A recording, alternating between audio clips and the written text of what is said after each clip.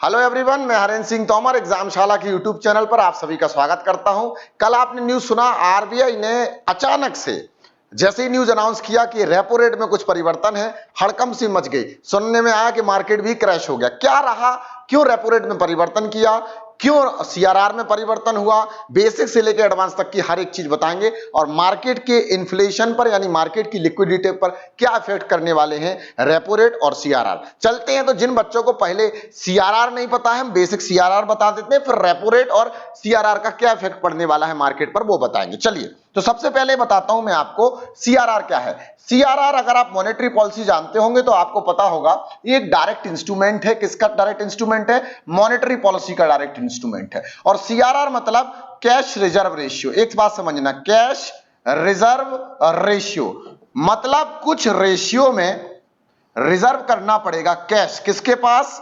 तो भैया आरबीआई के पास। कब? डेली बेसिस पर। अब एक बात समझना इस चीज को ध्यान से, अगर ये कैश रिजर्व रेशियो मेंटेन करना पड़ेगा डेली बेसिस पर आरबीआई के पास, तो किस चीज का मेंटेन करना पड़ेगा? तो ये मेंटेन करना पड़ेगा एनडीटीएल का। मतलब दिन भर में जो कासा और राफा यानी कासा प्लस राफा यानी current account, saving account, recurring account और फिक्स डिपॉजिट अकाउंट में जितना ट्रांजैक्शन होता है, उसके बाद जो रिमेनिंग बैलेंस बचता है उसको एनडीटीएल बोलते हैं। अब एनडीटीएल का कुछ परसेंट हमें डेली बेसिस पर कैश की फॉर्म में किसके पास मेंटेन करना है? हमें मतलब बैंकों को, आरबीआई के पास मेंटेन करना पड़ता है। इससे क्या होता है? मार्केट की लिक्विडिटी एडजस्ट रहती है। अब हमें ये सबको पता है कि मार्केट की लिक्विडिटी एक लाइन होती है, तरलता, अगर पैसे की तरलता उसमें ज्यादा होती है तो इन्फ्लेशन की कंडीशन बनती है। क्यों? क्योंकि डिमांड इंक्रीज होती है, सप्लाई डिक्रीज होती है और प्राइस बढ़ जाती है। अब इसी प्रकार से ऐसा आरबीआई मान रही है कि मार्केट में इन्फ्लेशन चल रहा है।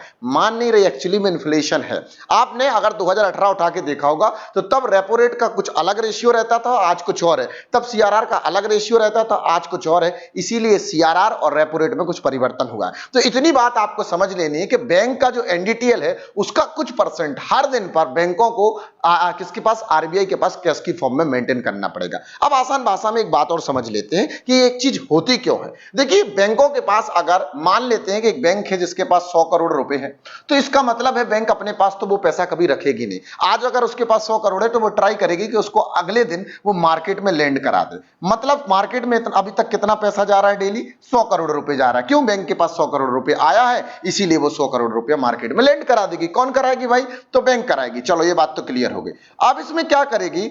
कौन? आरबीआई के इस 100 करोड़ में से कुछ पैसा अपने पास खींच लेगी, जिससे मार्केट में क्या हो, उतना ही पैसा जाए कि लिक्विडिटी से पैसा ऊपर ना हो जाए। बस यही एक कॉन्सेप्ट है। अब अगर वो किससे खींचेगी? तो वो खींचेगी सीआरआर से, कैश रिजर्व रेशियो से। इसको बोलते हैं मार्केट से लिक्विडिटी को शक या ऑब्जर्व कर लेना। क्लियर हुआ कि नहीं? अब इसमें भी कुछ परिवर्तन हुआ है। साथ में अब मैं बता रहा हूं रेपो रेट का कॉन्सेप्ट। कुछ परिवर्तन क्या हुआ है आगे हम बताने वाले हैं, और रेपो रेट का भी कॉन्सेप्ट आप समझ लीजिए। तो ये समझ में आया सीआरआर क्या होता है? जल्दी से अब आगे बताता हूं रेपो रेट। देखो क्या है, जब एक बैंक, मान्य फॉर एन एग्जाम्पल इस बात को समझिएगा, जब एक बैंक को एक्सटर्नल मनी की रिक्वायरमेंट होती है फॉर डिस्ट्रीब्यूटिंग द लोन, हो सकता है कुछ इमरजेंसी पर्पस के लिए पैसे की जरूरत पड़ती है, तो बैंक अपने एलओएलआर, लेंडर ऑफ लास्ट रिजोर्ट, मतलब आरबीआई के पास जाती है और कहती है कि मुझे लोन की रिक्वायरमेंट है। अब लोन की रिक्वायरमेंट हो तो पैसा लेंड कौन कर रहा है? आरबीआई।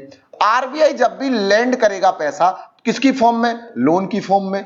अब लोन की फॉर्म में लैंड तो कर रहा पैसा, आरबीआई बैंक को पैसा दे तो रहा, लेकिन रेट ऑफ इंटरेस्ट कौन सा होगा? रेट ऑफ इंटरेस्ट कौन सा होगा? इस बात को समझिएगा। वो रेट ऑफ इंटरेस्ट रहेगा रेपो रेट। बस यही बात आपको समझना है। मतलब आरबीआई जितना कम रेपो रेट रखेगी, बैंक उतना ज्यादा लोन लेंगी और उतना ज्यादा मार्केट में पैसे को फ्लो करेंगे। मतलब बैंकों को पहले 2018 में यही रेपो रेट ज्यादा चल रहा था, तो इसकी वजह से इन्फ्लेशन कंट्रोल था। अब इन्फ्लेशन थोड़ा हाथ से बाहर निकल गया है, इसीलिए आरबीआई ने, आपको पता ही होगा कि अभी एमपीसी की मीट भी हुई थी अप्रैल में ही, और जून में दूसरी मीट होनी थी। उसके पहले ही आरबीआई ने ये पुलबैक ट्रांजैक्शन टाइप का किया, या एमपीसी में कुछ सुधार करने के लिए दोबारा मीटिंग की, 2 दिन की मीटिंग चली और कुछ परिवर्तन किया। क्यों परिवर्तन किया? क्योंकि मार्केट में पैसे की तरलता धीरे धीरे बढ़ रही थी। अब देखा जा रहा था कि 4% 6% से इन्फ्लेशन 7% पर पहुंच रहा था। अगर 7% से और इन्फ्लेशन होता तो आपको पता है कि चीजों की जीडीपी में तो ग्रोथ होती, लेकिन कहीं ना कहीं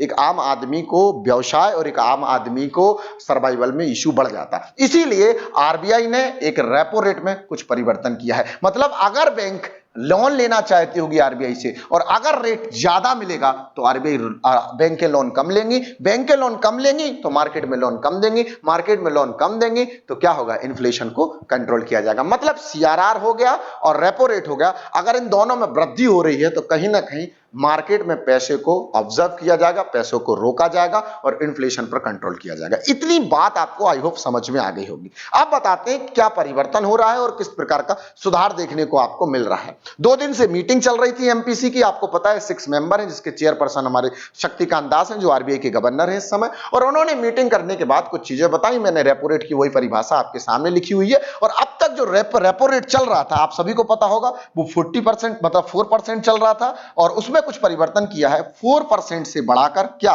रेपो रेट, मैंने क्या बताया, रेपो रेट बढ़ेगा मतलब इंटरेस्ट रेट बढ़ेगा और जब इंटरेस्ट रेट बढ़ेगा मतलब बैंक पैसे को लेना कम करेंगी और जैसे ही पैसे को लेना कम करेंगी तो मार्केट में भी पैसे का फ्लो कम हो जाएगा। बस इसी चीज को समझना है कि जो रेपो रेट था वो अब तक 4% चल रहा था, इंटरेस्ट रेट 4% था और उसको 40 बेसिस पॉइंट बढ़ा दी गया। 40 बेसिस पॉइंट का मतलब है जैसे 1 रुपए में 100 पैसे होते हैं तो जब भी आप कहेंगे 30 पैसा तो आपको खुद ब खुद समझ में आ जाएगा कि आप रुपयों की मात्रा में पॉइंट में बात करेंगे और पैसे की मात्रा में कंप्लीट बात करेंगे। मतलब 40 बेसिस पॉइंट का मतलब है 0.40% की वृद्धि हो गई। किस में हो गई, रेपो रेट में। आई होप ये बात क्लियर आपको हो गई होगी। अब रेपो रेट में वृद्धि होने की वजह से क्या बढ़ जाएगा, इंटरेस्ट रेट बढ़ जाएगा। किसका इंटरेस्ट रेट बढ़ जाएगा, तो यहां रेपो रेट में बढ़ जाने की वजह से बैंकों का इंटरेस्ट रेट बढ़ेगा। क्यों बढ़ेगा बैंकों का इंटरेस्ट, क्योंकि बैंकिंग जो है वो कहां से लोन ले रही है, आरबीआई से लोन ले रही है और जब बैंक को लोन महंगा मिलेगा तो मार्केट में भी महंगा देगा और जब महंगा रेट मार्केट में मिलेगा तो आपको भी पता है कि आप महंगा रेट पर इंटरेस्ट रेट पर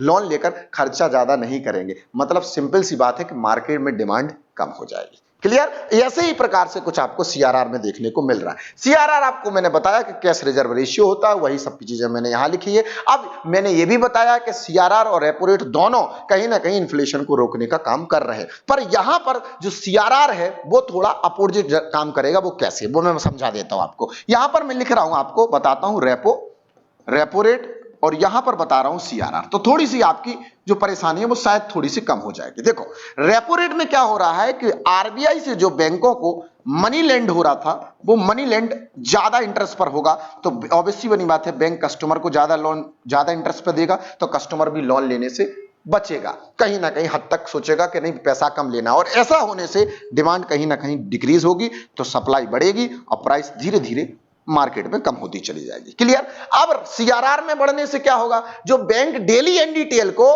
सीआरआर की फॉर्म में किसके पास मेंटेन कर रही थी, कैश की फॉर्म में किसके पास मेंटेन कर रही थी, आरबीआई के पास मेंटेन कर रही थी, वो कहीं ना कहीं अब तक कर रही थी कितना परसेंट, 4%। मतलब अभी मैंने एक एग्जांपल दिया था कि एक बैंक के पास 100 करोड़ रुपए हैं तो उसका कितना परसेंट अभी तक मेंटेन कर रही होगी, 4 करोड़ रुपया। 4% कितना हुआ, 4 करोड़ हो गया 100 करोड़ का, तो अभी तक कितना लोन दे रही होगी वो मार्केट में, 96 करोड़ दे रही होगी। इस बात को समझना ध्यान से, कितना दे रही होगी, 96 करोड़। अब उसमें कुछ चेंज हुआ और कितने बेसिस पॉइंट चेंज हुआ, 50 बेसिस पॉइंट चेंज हुआ। तो देखो अभी तक ये मार्केट में पैसे जाने से रोक रहा है और ये मार्केट से पैसा निकाल रहा है। मतलब बैंकों के पास जो पैसा है उसको खींच रहा है, ऑब्जर्व कर रहा है। ऑब्जर्व मतलब शक कर रहा है। पैसे को खींचने का काम कौन कर रहा है, शक आउट लिक्विडिटी कौन कर रहा है, सीआरआर कर रहा है। और सीआरआर में कितने बेसिस पॉइंट पर वृद्धि हुई है, 0.50% पर। 40 पर किस में हुई है, रेपो रेट पर हुई है, और 50 पर किस पर हुई है, वो हुई है हमारे देखने को मिली है सीआरआर पर। क्लियर हुआ पॉइंट। मतलब सीआरआर जो है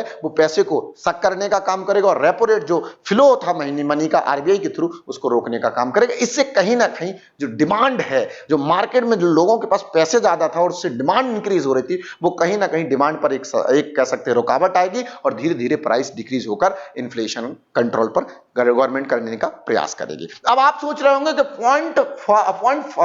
50 बेसिस पॉइंट बढ़ाने पर सीआरआर कितना पैसा मेंटेन कर लेगी आरबीआई, तो आपको बता दें कि आरबीआई 87,000 करोड़ रुपया, ये एक्सपेक्टेशन है 87,000 करोड़ रुपया सक कर लेगी, मार्केट से पैसा बाहर निकाल लेगी। और आप सोचिए कि सिर्फ कितना पॉइंट, 50 बेसिस पॉइंट बढ़ा देने पर इतना पैसा रिकवर कर रही और हो सकता है कि आगे इसको और भी बढ़ा दे। 2018 में रेपो रेट जो चलता था वो 6% चलता था, इसीलिए कहीं ना कहीं मार्केट में डिमांड जो थी उस समय कम थी। और इस समय आप ये भी मत समझिए कि मार्केट में डिमांड ज्यादा होने की वजह से इन्फ्लेशन ही रहेगा, उसमें जीडीपी भी ग्रोथ होती है, क्योंकि लोगों की जेब में पैसा रहेगा तो लोग बड़ा सपना देख पाएंगे, बड़ी चीजें कर पाएंगे। इसीलिए गवर्नमेंट कहीं ना कहीं पैसे को मार्केट में फ्लो कर रही थी और धीरे धीरे उस पैसे को कंट्रोल करने का काम कर रही है, ताकि और कंट्री की तरह हमारे देश में भी इन्फ्लेशन रेटेड इश्यू ना हो जैसे श्रीलंका फेस कर रहा है। और साथ ही साथ मैं ये भी बता दूं कि यूएसए ने भी अपने लेंडिंग रेट जो था, जो वहां की सेंट्रल बैंक है, वो लेंडिंग रेट में उन्होंने भी परिवर्तन किया है। इसीलिए आरबीआई ने स्पेशल मीटिंग के थ्रू आरबीआई गवर्नर ने अनाउंसमेंट किया है कि हम रेपो रेट में 40 बेसिस पॉइंट और सीआरआर में 50 बेसिस पॉइंट का परिवर्तन करेंगे। कैसा लगा मेरा वीडियो कमेंट बॉक्स में जरूर बताएं। ऐसे मजेदार वीडियो के लिए हमारा एग्जामशाला का यूट्यूब चैनल सब्सक्राइब करें और फॉलो करना ना भूलें। आप सभी का हृदय से बहुत बहुत धन्यवाद। Thank you so much guys.